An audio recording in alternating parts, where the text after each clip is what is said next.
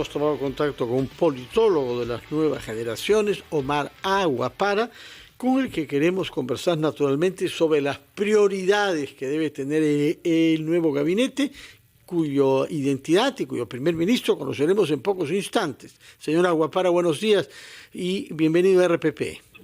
Hola Fernando, ¿cómo estás? Buenos días, gracias por la invitación. Sí. ¿Qué cosa es lo que cree usted que en las actuales circunstancias de conmociones sociales, protestas, en el post-golpe de Estado de Pedro Castillo, necesitamos como liderazgo en el gabinete ministerial? Es una excelente pregunta. Yo creo que sobre todo es una persona que tenga dotes de liderazgo, ¿no? Y una personalidad fuerte, como bien señalas. Creo que es una situación complicada en la que va a asumir el nuevo presidente del Consejo de Ministros. Creo que hemos visto estas oscilaciones antes. Siempre hay una tentación entre nombrar una persona con un carácter más técnico, sobre todo por el tipo de cartera que se maneja. La presidencia del Consejo de Ministros es una organización bastante compleja y grande, pero al mismo tiempo es un rol mucho más político, en donde también tiene que haber una personalidad que sepa dialogar y que pueda encauzar sobre todo la salida institucional de esta crisis. En el caso de que confirmemos en breve que Alberto Otárola es el primer ministro, quien es ministro de Defensa, quien ha liderado también en ese estado de emergencia a las Fuerzas Armadas, ¿cree usted que sería una buena elección? Es decir, ya viene con una mochila pesada, ¿no? La de la represión y la de los muertos. Sí, Mabel, creo que sería una señal un poco complicada en ese sentido. Creo que es una persona de entera confianza de Dina Boluarte, de la presidenta, pero no estaría alcanzando ese objetivo de, creo que pasar un poco la página de lo que ha sido la represión de estos días iniciales, ni tampoco la necesidad de dar visibilidad o representación a voces regionales o a voces fuera de Lima. Y bueno, una vez como que ya el Congreso sacó de encima la agenda o el tema del adelanto de elecciones, creo que lo urgente también era pensar en cómo enfrentar la movilización social, ¿no? Con la conflictividad. Entonces, traer a alguien que viene más bien de la cartera de defensa puede ser un mensaje algo contradictorio. ¿Podría encontrar alguna oposición en el Congreso de la República?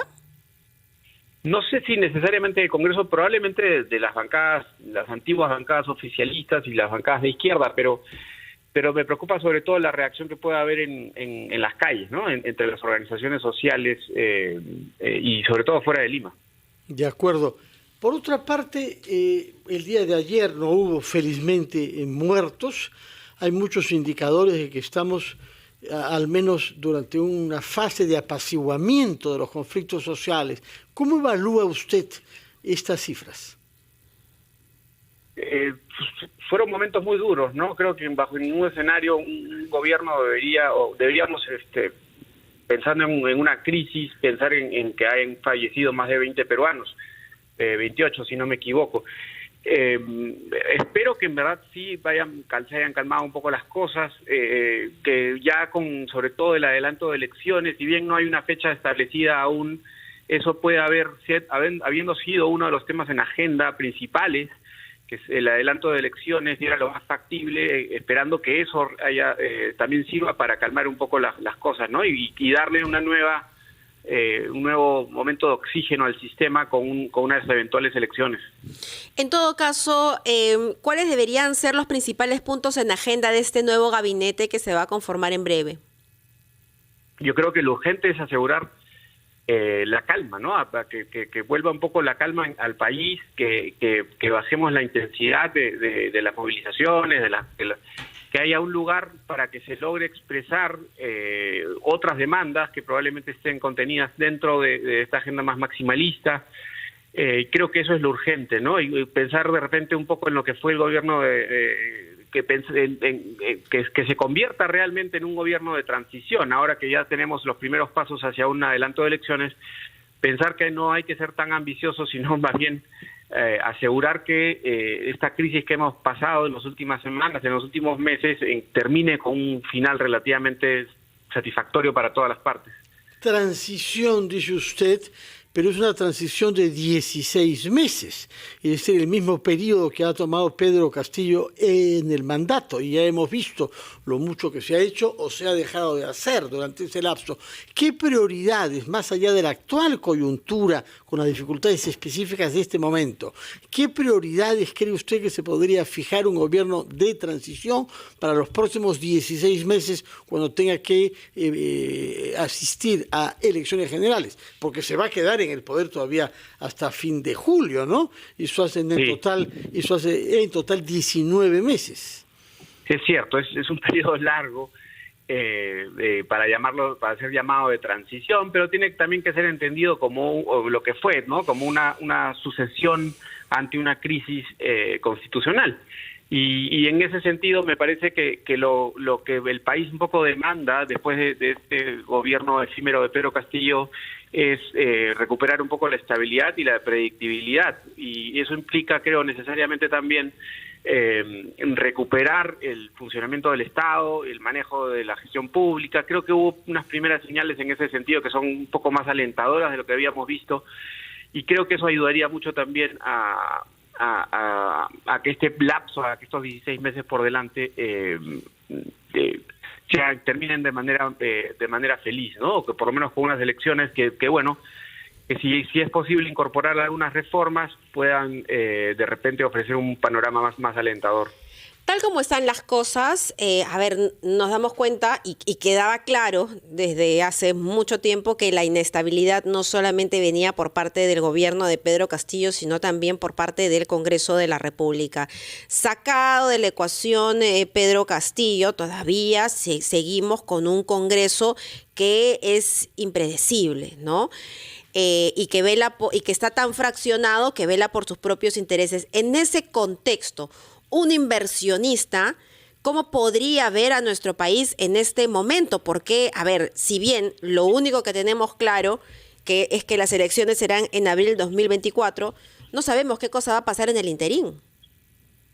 No, es verdad, todavía hay mucha incertidumbre, muchas incógnitas. Creo que poco a poco, pensando en lo que venimos, ¿no? de los últimos días y de las últimas semanas, creo que hay una mejoría en ese sentido, en términos de que hay un poquito más de certezas, por lo menos en términos del gobierno, pero es correcto pensar también que del Congreso ya hemos recibido sorpresas antes, ¿no? Incluso cuando hemos visto gobiernos de transición también, o en el caso de una sucesión vicepresidencial. Una ventaja en ese sentido es que este gobierno también este Congreso, de alguna manera está también fragmentado. Y cuesta pensar que más allá de algunas medidas puntuales pueda encontrar de repente un consenso, ¿no? Aunque ya ha demostrado tenerlo, creo que en términos de la reforma universitaria. Hemos visto ayer. Yo le ruego que nos acompañe un instante, por favor. Retomamos nuestra conversación con el politólogo Omar Aguapara, al que agradecemos habernos esperado, y simplemente quería, para culminar nuestra conversación, que nos diga en qué situación quedan los vínculos entre las bancadas del Congreso y el nuevo gobierno y la nueva presidenta, porque antes habló usted de las ex bancadas oficialistas. Habría habido un cambio en la orientación general de las bancadas desde que Dina Boluarte llegó a la presidencia.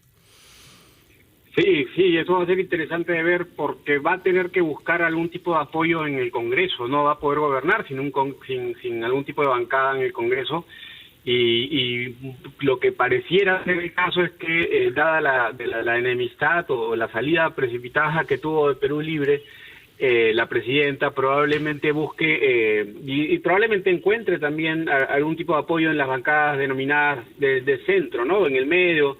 Sospecho que entre Alianza para el Progreso, Acción Popular y por ahí algunas bancadas de derecha que de repente puedan encontrar una agenda en común, pueden encontrar algún apoyo. Lo veo más probable que del otro lado del espectro ideológico, ¿no? Muy bien, vamos a ver entonces, como usted dice, qué cosas pasan en las relaciones entre el Congreso y la nueva presidenta.